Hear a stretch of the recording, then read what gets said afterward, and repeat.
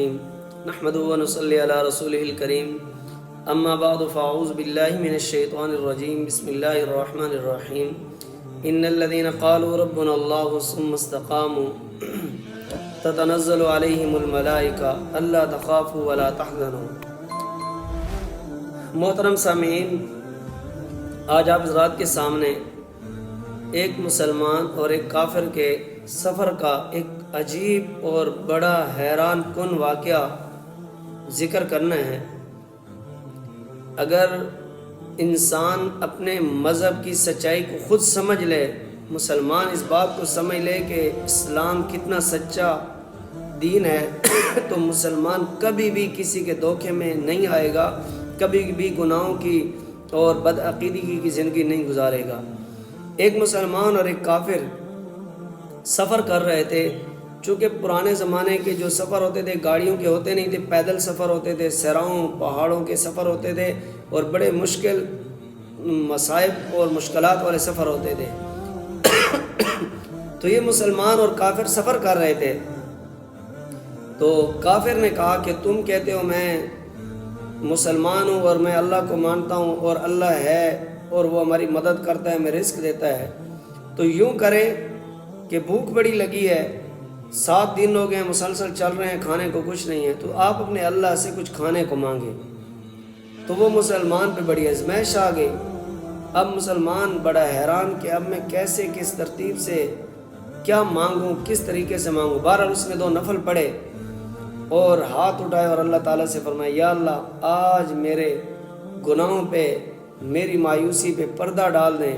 یا اللہ میرا تیرے ساتھ اتنا گہرا تعلق میں نے نہیں رکھا ہوا جتنا کہ ایک مسلمان کو اپنے رب سے تعلق ہونا چاہیے، اس لیے یا اللہ آپ میرے گناہوں کو، میری لاتعلقی کو، میری اس بد نصیبی کو، میری اس نالائقی کو نہ دیکھیں، بلکہ اپنی رحمت کی طفیل آج مجھے اس کافر کے سامنے مایوس نہ کرنا۔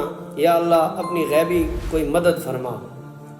مسلمان نے دعا مانگی تو اتنے میں اللہ کی طرف سے غیبی دسترخوان پہنچ گیا، کھانے، لذیذ قسم کے کھانے پہنچ گئے اور وہ کھانے لگ گئے۔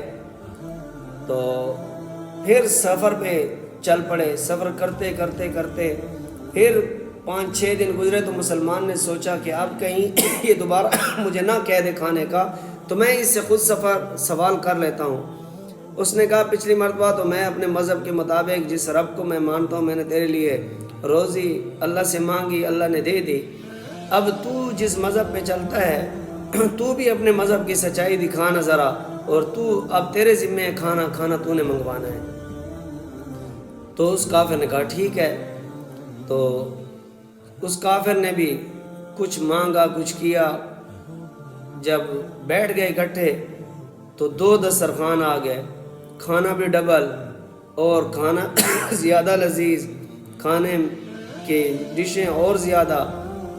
تو مسلمان بجائے خوش ہونے کے کھانے کے حیران ہو گیا کہ بھئی میں مسلمان ہوں، میں نے اللہ سے مانگا، ایک دسترخوان آیا، یہ یہودی، یہ کافر ہے، اس کا تو اللہ کے ساتھ تعلق بھی نہیں ہے، اور اس کے لیے 2 دسترخوان آ گئے، کھانے زیادہ آ گئے، اس سے زیادہ لذیذ ہو گئے، یہ کیسے ہو سکتا ہے؟ تو مسلمان پریشان، اندر جائے کچھ نہیں، کھائے کچھ نہیں۔ تو وہ کافر کہنے لگا کہ کھانا مزے سے کھاؤ، پریشان نہ ہو، حیران نہ ہو، کھانا کھانے کے بعد میں نے آپ کو 2 خوشخبریاں سنانی ہیں۔ تو مسلمان اور حیران ہو گیا کہ وہ خوشخبریاں کون سی ہیں جو یہ مجھے سنانا چاہتا ہے؟ سچے مذہب پہ تو میں ہوں، اللہ کو میں مانتا ہوں، یہ نہیں مانتا ہے، اس کا مذہب بھی جھوٹا ہے، لیکن اس کا کھانا بھی ڈبل اور یہ مجھے خوشخبریاں سنا رہا ہے۔ وہ کیا خوشخبریاں؟ جب کھانا کھا چکے تو مسلمان نے اسے پوچھا وہ خوشخبریاں کیا ہیں؟ تو اس نے کہا سب سے پہلی خوشخبری تو یہ ہے کہ جس مذہب پہ تو ہے اس مذہب کا مجھے کلمہ پڑھا، اس مذہب اسلام کی مجھے دعوت دے اور مجھے اس کے بارے میں اس کے احکام سکھا، میں مسلمان ہونا چاہتا ہوں۔ اور دوسری خوشخبری یہ ہے کہ جس اللہ سے، جس رب سے تو نے مانگا، میں نے اس رب سے تیرا نام لے کر میں نے اسی رب سے مانگا، یعنی میں نے اس رب سے مانگا جس سے تو نے مانگا۔ تو جب یہ بات مسلمان نے سنی تو مسلمان حیران ہو گیا، حیران رہ گیا کہ یہ کیسا معاملہ ہے میرے اللہ کا۔ میرے بھائی، یہ مجھے وہ بات یاد آ گئی کہ حضرت ابراہیم علیہ السلام کے پاس ایک کافر غیر مسلم، حضرت ابراہیم علیہ السلام کی عادت تھی کہ بغیر کسی کے کھانا نہیں کھاتے تھے، کسی نہ کسی کو دعوت دیتے، مہمان بناتے۔ ایک دن ان کے دروازے پہ ایک مانگنے والا غیر مسلم تھا، مذہب کا مسلمان، ان کے مذہب پہ چلنے والا نہیں تھا، اللہ کو ماننے والا نہیں تھا۔ تو حضرت ابراہیم علیہ السلام نے اس کو بٹھایا اور جب اس کو دعوت دی کہ بسم اللہ پڑھیں تو اس نے کہا میں تو اللہ کو مانتا نہیں ہوں۔ تو حضرت ابراہیم علیہ السلام نے اس کو دسترخوان سے اٹھا دیا۔ اللہ تعالیٰ نے حضرت ابراہیم علیہ السلام کو فرمایا کہ اے ابراہیم، اس نے اتنی زندگی کفر میں گزار دی، میری نافرمانی میں گزار دی، آج تک میں نے اس کے رزق کا لقمہ نہیں چھینا، اور تو نے ایک ہی جھٹ میں، ایک ہی لمحے میں اس سے آپ نے اس کو روٹی کھلانے سے، آپ نے دسترخوان پہ بٹھانے سے انکار کر دیا۔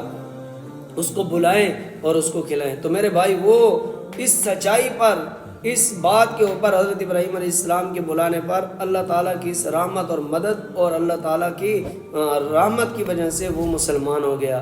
تو میرے بھائی اگر ہم بھی یوں اللہ سے اپنا تعلق بنا لیں، اللہ تعالیٰ کے ساتھ تعلق جوڑ لیں، تو غیبی مددیں ہمارے ساتھ بھی ہو سکتی ہیں۔ اللہ تعالیٰ ہم سب کو اپنے علاوہ کسی کا محتاج نہ بنائے۔